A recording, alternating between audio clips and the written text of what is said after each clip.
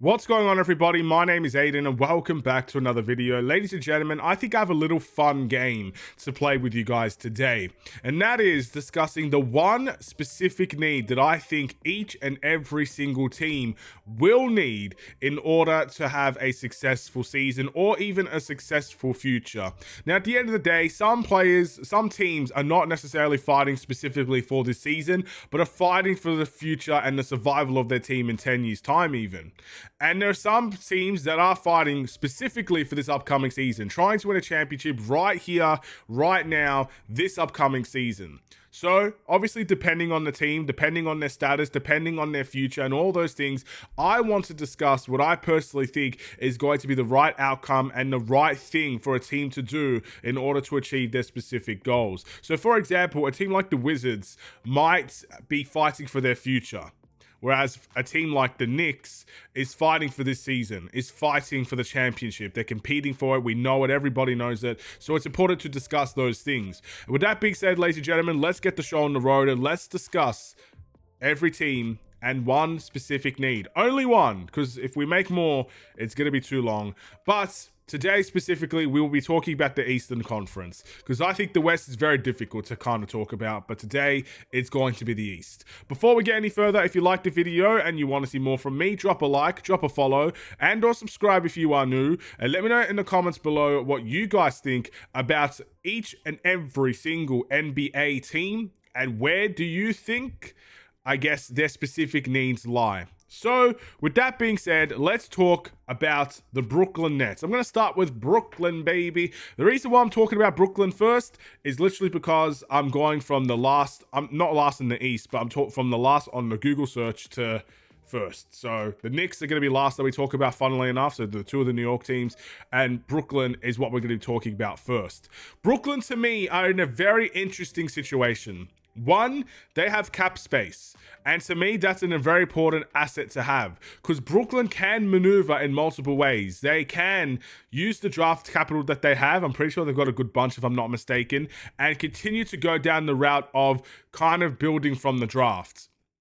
You also got the other route, which is becoming buyers. And that has been, in my opinion, what's actually let them down more times than not. They became buyers when they traded, for example, for Paul Pierce and Kevin Garnett. They went for a risk that didn't work out. Then they spent all of their money and all of their capital to go and get Kevin Durant, Kyrie Irving, James Harden. On paper, it looked amazing, but it didn't work out.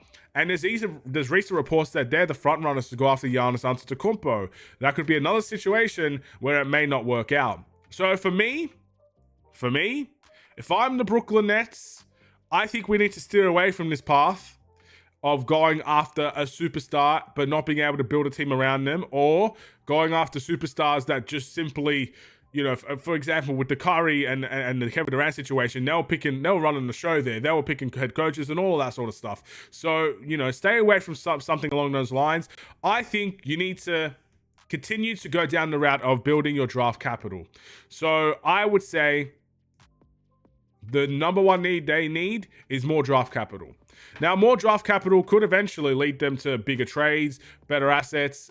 But if they build from the draft as well, they're going to have loads of chances at that. And they could be very successful. The OKC Thunder, you know, they've picked very well in the NBA draft, but let's not pretend they didn't have 1,000 chances in those drafts to get the right pieces in.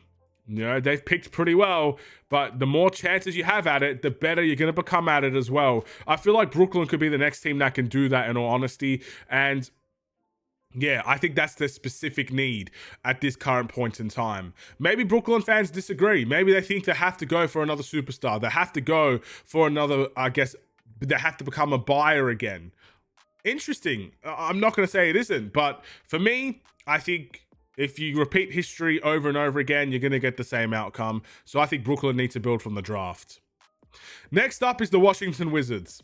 And I could say a very similar thing with Washington, to be honest. I think their specific need is to pray and pray and pray that they get the first overall pick someday.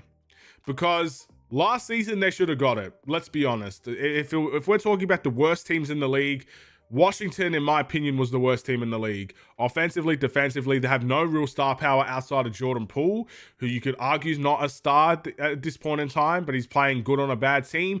Whatever the case may be, they need to get the first overall pick, and they need it now. That's what I'm going to say for Washington. I can't think of anything else. I mean, I don't think they have that much cap space compared to Brooklyn, but at the same time, it's not like they're out here spending ridiculous money on these players either. They just need to get lucky. You know, they need to get lucky in the draft. And I think last season, they were very hard done by. They're one of the worst teams in the league, and yet they got pick 6 or something along those lines. I know how you feel there, Washington. But, yeah, get lucky, man. That's all I'm going to say. It is really as simple as that. I just got to get lucky. The Charlotte Hornets is next, ladies and gentlemen. I think their specific need is to get another superstar around LaMelo Ball. Look, LaMelo Ball has a very questionable injury record, very similar to Lonzo, but we can all see he's a superstar. You can see he's a difference maker when he's on the court. You can see he impacts winning the most on the court compared to any other Charlotte Hornets player. And you can see with Charlotte, they have not exactly done well in getting assets to help LaMelo Ball. They've gotten for a while there, LaMelo Ball's best attribute is playmaking, in my opinion. And they don't even have great centers that were lob threats. For a lot of the time, LaMelo Ball was there. So I feel like this is a big problem because LaMelo Ball can kind of do it all. But where's his help? Where is that help next to him? And I mean the true help. Like, sure, he's got a couple of good role players there that has done good work. But ultimately, if you're talking about consistently trying to win games and consistently trying to build around LaMelo Ball, I apologize on behalf of the Charlotte Hornets fans here, but I don't think there's anyone in that organization right now that is good enough to be the second option behind LaMelo Ball. I just don't think that. And maybe they could prove me wrong over time, for sure, definitely. But for now, I think they need to get more help for LaMelo. If you're serious about building a team around LaMelo Ball, that window could potentially be closing every single season. So there's no time to waste. You've got to do it, and you've got to do it now. So whether it's trades or more assets in the draft, whatever it is, spending big money, they've got to get it done because I think LaMelo Ball is too talented to be wasted with players that are not going to help him win games consistently. All right, next is the Atlanta Hawks. Atlanta made some bold trades, ladies and gentlemen, in this free agency period. They ended up getting Kristaps Porzingis, and I think the number one need that they need to figure out is how they can get that pick and roll with Trae Young and Kristaps Porzingis to work. Because we all know how Atlanta play. They are very much one of the most heaviest pick and roll teams in the league. And that is because of Trae Young. Trae Young just works predominantly well in the pick and roll. He is so highly intelligent in that area. He's able to figure out the right shot, the right pass, and everything. And it's not just the pick and roll. It's finding the open cutters. It's finding the corners. He's very talented at that. He's one of the best in the league at that. Sure, he takes some dumb shots. I'm not saying he's completely highly intelligent in that regard, but he is very intelligent. Now you've got Kristaps Porzingis that brings more of a threat in more ways than one. Because the normal pick and rolls he's been doing is with guys like Clint Capella, from a time it was John Collins. It's very predictable sometimes. And that was kind of the issue with Atlanta. Defensively, they were always a little bit weaker. And sometimes the offense was very predictable. Certain teams could find a way to stop them. With Kristaps Porzingis, that becomes very hard to do because now you've got a 7'3" guy there that will be able to drive to the rim and be powerful in the paint. But you've also got a 7'3" guy that shoots from the logo, which is very hard to stop. So health is important because Porzingis has shown last season, at least, he wasn't very healthy. But they need to figure out how that pick and roll and potential pick and pop game will work. I think this is the most exciting time, in my opinion, to be a Hawks fan because this is a completely new area of their game that I don't think personally they've discovered yet, which could potentially lead to more victories for them. So I think figuring out that pick and pop game, that pick and roll game should be their number one need. If they could perfect that area of their game, I think wins will come naturally to them. And that is going to be very interesting. The Orlando Magic is next. Honestly, I have no idea. with the Orlando Magic because they went balls deep into this trade period and they went and got a Desmond Bane. I think personally what their biggest need is one, I think they're going to need a lot of playmaking on their team because they've got now a lot of scorers. Last season, that was their weakness. They weren't a very good scoring team. You go on out of Desmond Bane, who brings dynamics from the three-point line they didn't have. You got, obviously, Franz Wagner there. You've got a whole bunch of guys there that now can score. Even Paolo Banchero, like he can score. These guys can score the ball very well. But their game has very much been isolation heavy for a long time. So I think my specific need is that they need to get a playmaker. This is why I'm not necessarily that upset if they went to go and get a Russell Westbrook, because at least he's going to be a willing playmaker on that team and he's not going to cost an arm and a leg to get, in my opinion.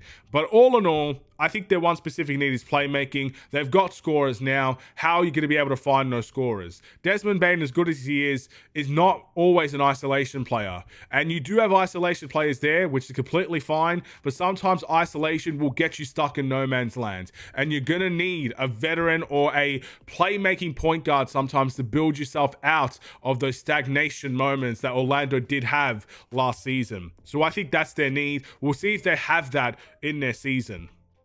The Philadelphia 76ers, this might be the easiest one of the entire video. Philly just needs health on their side. For once in their life, Philadelphia needs to be healthy.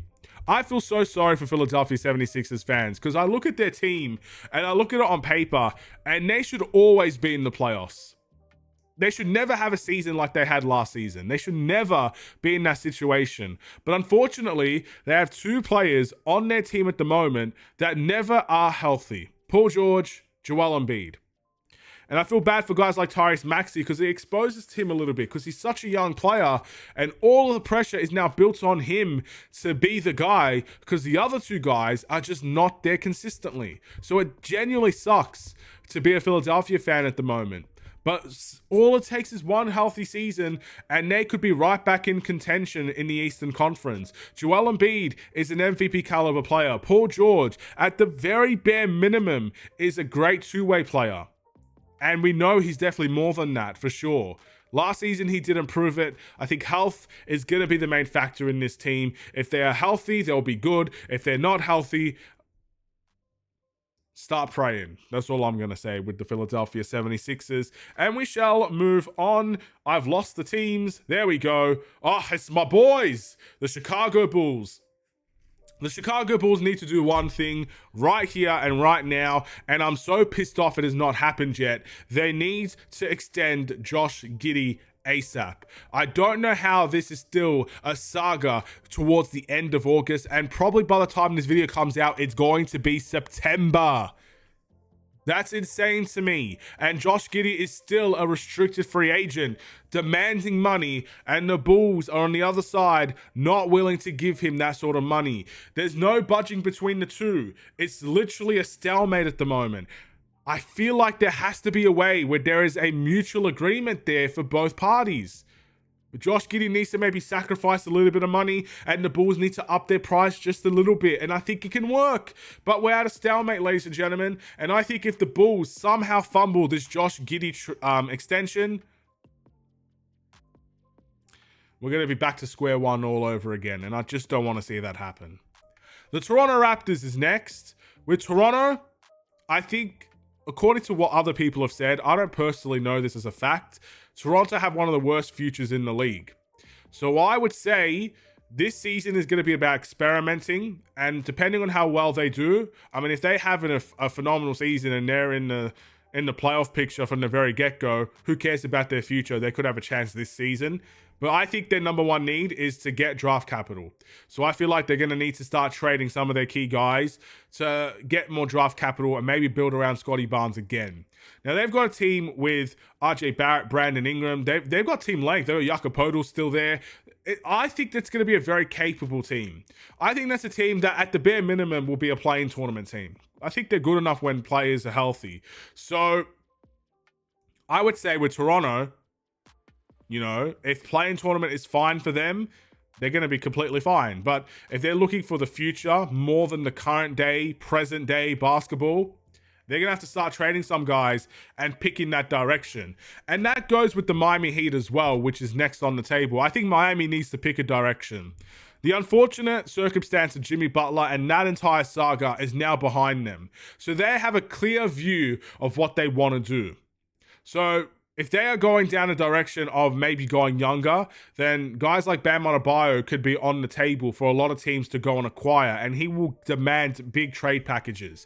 I truly believe that. Guys like Andrew Wiggins might not be there for very long, and they've got a team and they've got a culture around them. They can find hidden gems left, right, and center. They've always been a team that's able to do that, probably more than anybody else in the league. So I feel like with them, it is about picking that direction.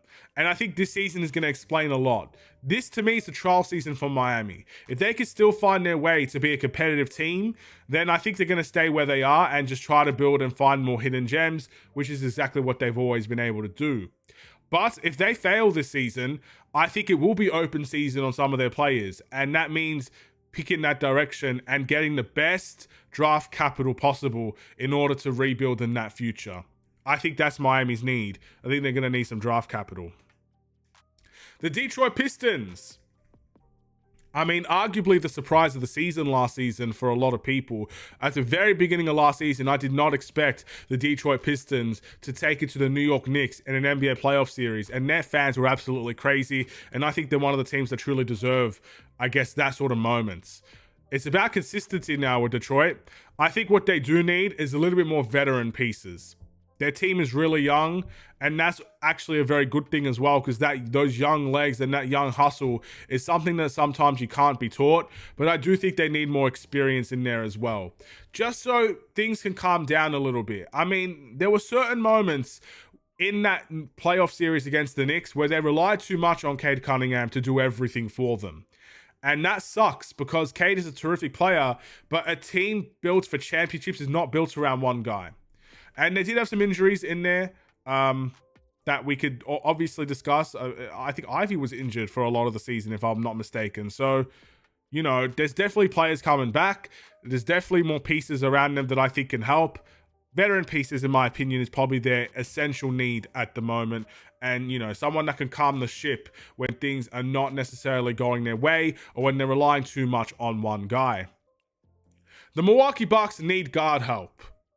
I mean, to put it bluntly, they went and traded away Damian Lillard, or they waived him actually, and they brought in Miles Turner. So I think their front court's depth and their center depth is completely there, completely fine, and there's no issues there. Their guard help, to me, is going to be a big thing. Let's take a look at their roster real quick. I want to see who's going to be their point guard. I mean, they got Gary Harris, AJ Green,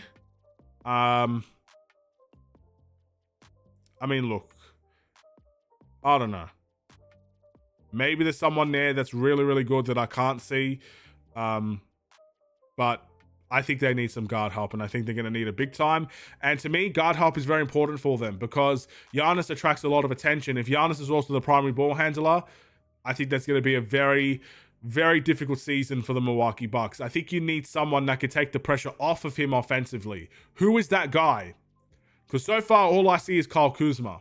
And Kyle Kuzma, we know, is very sketchy sometimes offensively. He's a great scorer when he's on, but he's had some really bad offensive games in the previous years with the Washington Wizards. So I think they're going to need more, and especially from that guard position. Speaking of guards, the Cleveland Cavaliers is next. Easily, in my opinion, in contention for a championship this season. What I think they need personally is playmaking. Watch what happened to them last season in the playoffs. They got absolutely humbled, and it's because what they're known for, there was two things they were known for, the Cleveland Cavaliers. One is their ability to bounce back when they were down in games. They always seem to find a way to climb back and win. In the playoffs, that doesn't always work. The playoffs are a much more competitive environment than a regular season. And there are teams that are much better in the playoffs than what you see in the regular season. So coming back and trying to come back every game, sure, sometimes you can do it, especially in the playoffs. Most of the times, very difficult to do. But two, in the playoffs, they were very isolation heavy. And that's why I think they went for Lonzo. That's why I think they traded for Lonzo Ball and sacrificed Isaac Okoro in the process. It's because Lonzo Ball is going to be a good playmaker for them.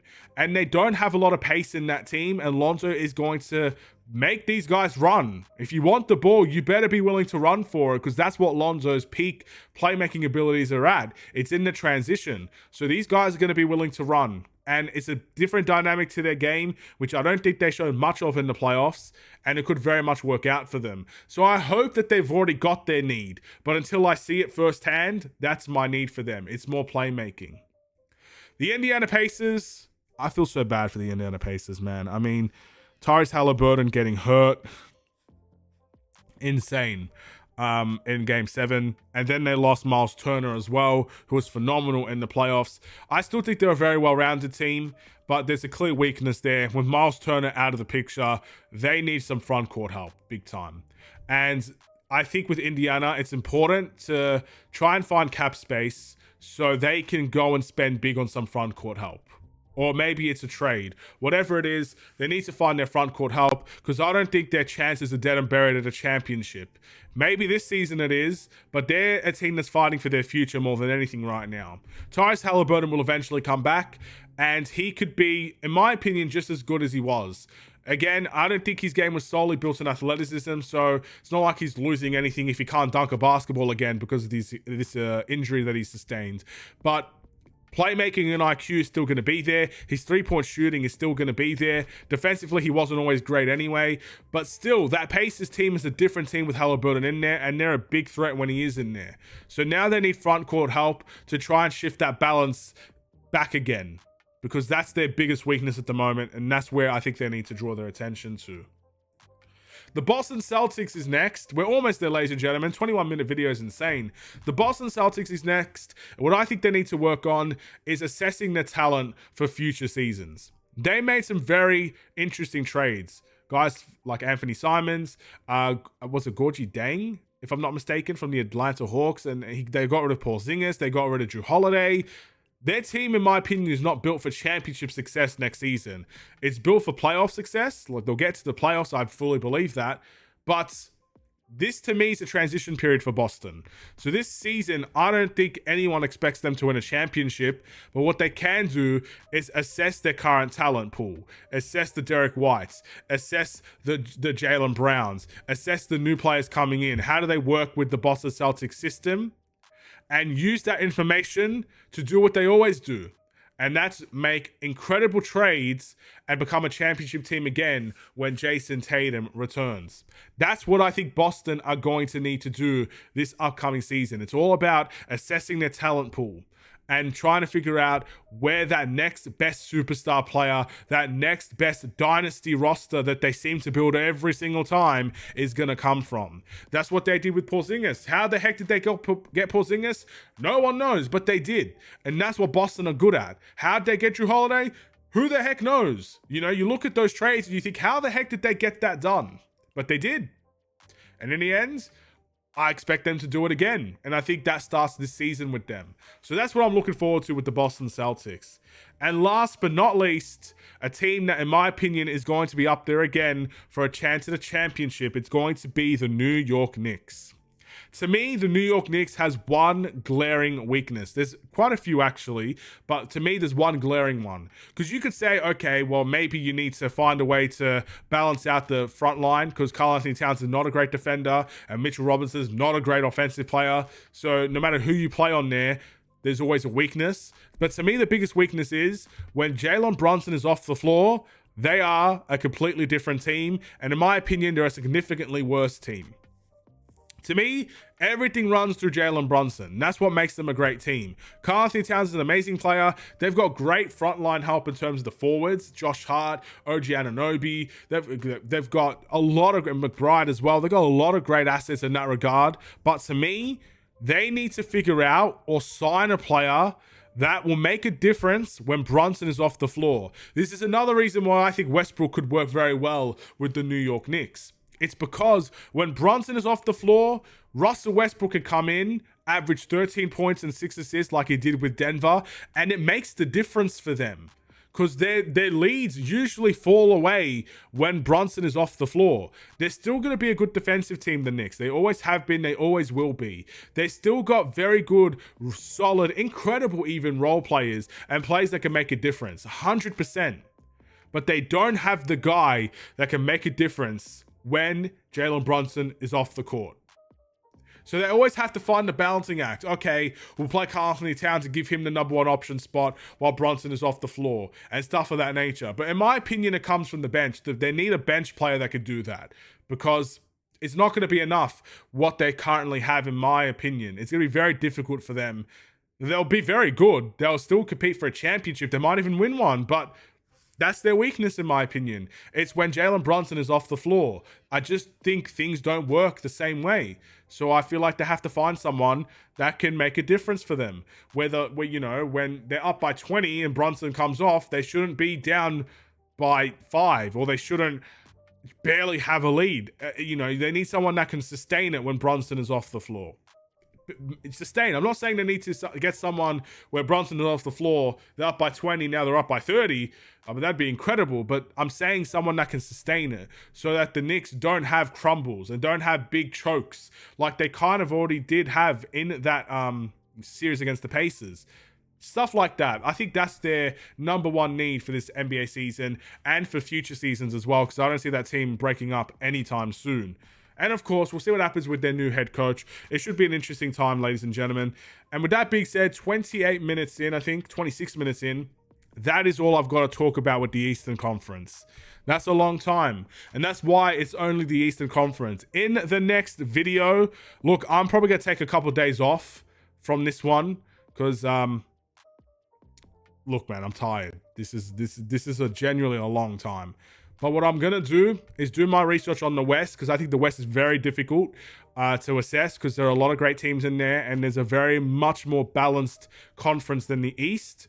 I want to talk about specific needs for them next. So, ladies and gentlemen, thank you guys for watching. If you're an Eastern Conference fan and you're a fan of any of these specific teams I mentioned, please, I encourage you to let me know if you agree with my assessment. I'm just one guy, and I, in no way, shape, or form, claim to be an expert at the NBA. I'm from Australia. I don't watch these teams on a regular basis. I fully admit that. I'm normally a Bulls fan. I watch the Bulls games and then I kind of leave it alone. But I'm trying my best. I want to talk about the sport of basketball. And although I don't have much time to watch these games anymore, I have full-time work. I'm always working, and I'm coming home and I'm working at home. It's very busy life at the moment. But regardless, I'm trying my best. If I did wrong by you guys, whoever you are, please let me know and we can have a conversation, and I'll be happy to change my answer.